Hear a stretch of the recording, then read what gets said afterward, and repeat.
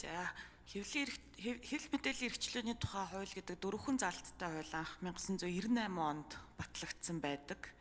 Тэгээ ер нь одоо эргээд харахтаа 1996-аас 2000 оны хооронд ажиллаж исэн улсын их хурл бол ардчилсан үндсэн хуулийн үзэл санаатай органик хуулиудыг нийцүүлэх чиглэлээр ер нь энэ шинэ нийгмийн үзэл санааг төлөвшүүлэх чиглэлээр маш их томоохон ажлуудыг бас хийж чадсан юм байна. Бас энэ ардчилсан тогтолцоог бэхжүүлэхэд том үйл хэрэг бүтээж чадсан юм байна гэсэн дүгнэлт хүрэж байна. Тэгээ ер нь бол альва зүйл чинь товч тодорхой байх тусмаа илүү хүчтэй үр дүнтэй байдаг гэдгийн үлгэрээр өнгөрсөн хугацаанд бараг 30 шахам жил энэ хуулинд бол улсын их хурл хүрч зүрхлээгүй. Яагад гэвэл хэвлэл мэдээллийн эрхчлөө бол Монголын ардчлалын амин сүнс. Тэгээ үе үед одоо ардчил тайртай хүмүүс бол үүнийг ойлгож байсан. Хоёрын хооронд өөрчлөлт хийж эрсдлийг нэмэгдүүлж ийснээс энэ чигээр нь үлдээсэн дээр санагдчихсэн юм болов уу. Тэгэхээр бид бол маш тийм 7 хэмжиж нэг огтлох зарчмаар энэ асуудалд хандахгүй болохгүй гэдгийг бас сануулъя. За тэгээд харамсалтай нь сүүлийн жилүүдэд бол Монголын ардчил хямарч байна. Хэвлэл мэдээллийн эрхчлөө хумигдаж байна. Нэг талаас мэдээллийн урсгал нэмэгдсэн юм шиг хэрнээ нөгөө талаас мэдээллийн урсгал нь төсвөөс хамааралтай болсон.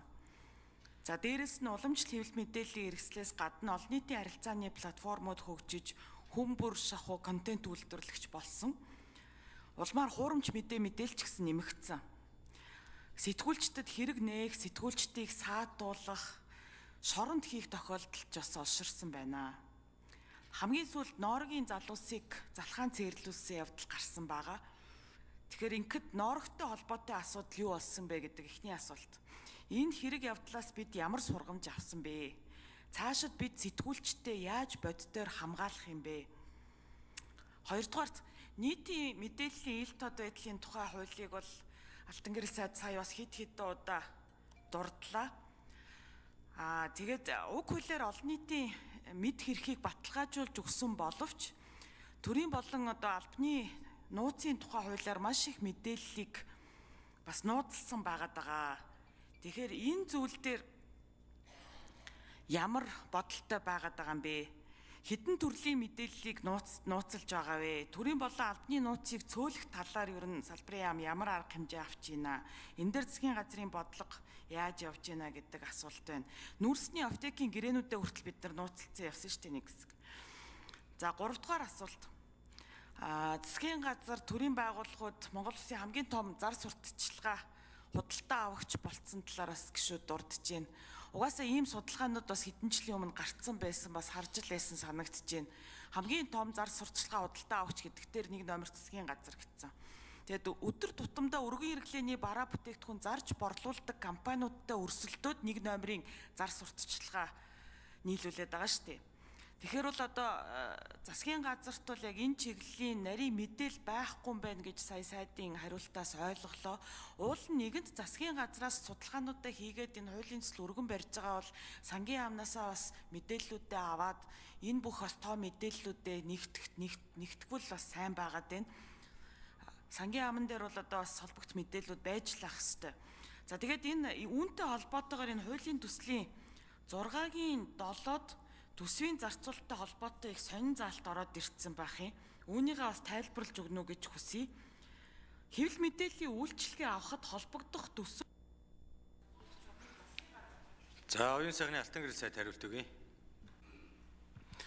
За 1998 оны хууль бол маш сайн үүрэг гүйцэтгэсэн 96-аас 2000 оны парламентын баталсан маш сайн хуулиудын нэг гэдгийг бол эргэлзээг хүлээн зөвшөөрнө. Энэ бол маш дэвшилттэй хууль байсан. Тэгэхдээ тодорхой бол үр дүнтэй гэдэг сая жаргалан гишүүн хэлж байгаа зарчим эрх зүйн харилцааг зохицуулах гэж байгаа. Нэг ялангуяа хамгаалах гэж байгаа бол ийм зарчим огт үйлчлэхгүй. Энэ буруу ойлголт. Бид нар хэрвээ нийгмийн харилцааг хамгаалах гэж байгаа бол нэг ялангуяа үзэл бодлоо илэрхийлэх хэвлэл мэдээллийн байгууллагын өөрсдийн явуулах үйл ажиллагааг бид нар хүний эрхийг хангах чиглэлээр өөрчлөх гэж байгаа бол харин ч бид нар аль хэсгийг яаж хамгаалах вэ гэдгээ зохицуулж явна. За тэгээд үнэхээр 98 оны хууль маань энэ олон жилийн дараа бол үүргээ гүйцэтгэж чадахгүй байгаа нь сая манай жаргалан гишүүн өөрийнх нь ярианд гарч байгаа энэ Монголын ардчил хямарч ийн, хуурамч мэдээлэл гарч ийн гэдэг ч юм уу. Энэ бүх үр дүнгуудээр өнөөдөр үүсэж байгаа тэр сэтгүүлч нар байцаагдж байгаа энэ үйл ажиллагаанд ч ихсэн харагдаж байгаа баг. Тэгэхээр бид нар энэ орон зайг тэр хэвлэлийн эрхчлөлөнд халдаад байгаа тэр хэсэг, хэвлэлийн эрх зөрчигдөд байгаа тэр орон зайг хамгаалахын үүднээс л энэ төслийг боловсруулсан. За тэр Норвег сайттай холбоотой асуудал юу болсон бэ гэж. Энэ асуудал хэрэг мөрдөн байцаалтын үйл ажиллагаа шалгагдаад ингээд үргэлжлээд явж байгаа.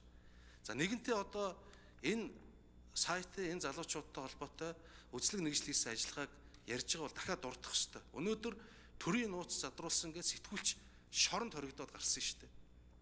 Энэ бүр ноцтой жишээ байхгүй. Тэгэхээр тэр төрийн нууц гэдэг нь юу байсан бэ ингээд судлаад үзэхээр нууцад хамаарахгүй зүйл гэж ингэж мэдээлэгдэжсэн. Өнөөдөр төрийн болон албаны нууцын тухай хуулиар бид нар хуулийн өөрчлөлтийг их хурлд өргөн барьсан, хүний эрхтэй холбоотой 13 хуулийн төсөл өргөн барьснаас бид нар 12 нь хэлцгээр дэмжигдсэн. Одоо яг ингээд хэлцүүлгийн гишгтанд явж байгаа. Энэ дотор албаны нууцад хамаарж байгаа 1073 нууц байна гэдэг бидний хийсэн судалгаан дээр гарсан. Ийм байж болохгүй. Худалдаа авалт ихээр албаны нууц гэдээ хамгадарчдаг. Тэр нь албаны нууцад хамаарах хэсгээр ямар ч хүн дүгнэлт гаргаж болдоггүй. Энэ байдлыг арилгая.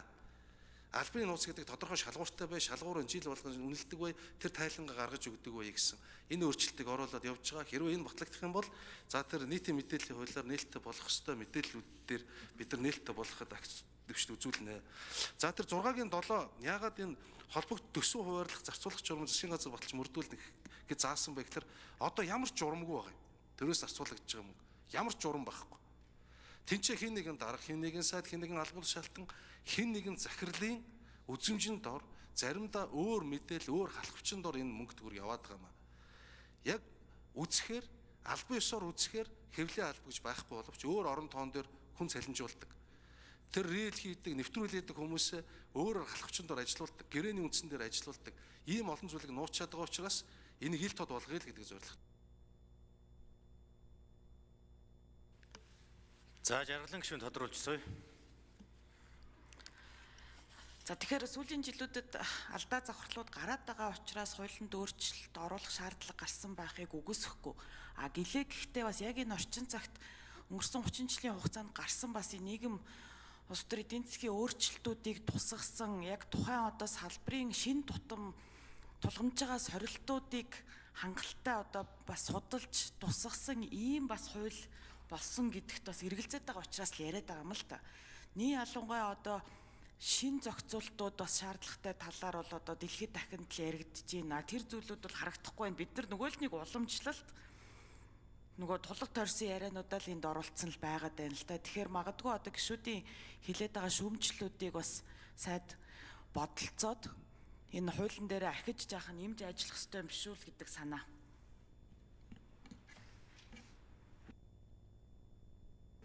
За улсын хурлын гишүүд асуулт асууж хариулт авч дуслаа. За үг хэлэх гишүүд нэрсээр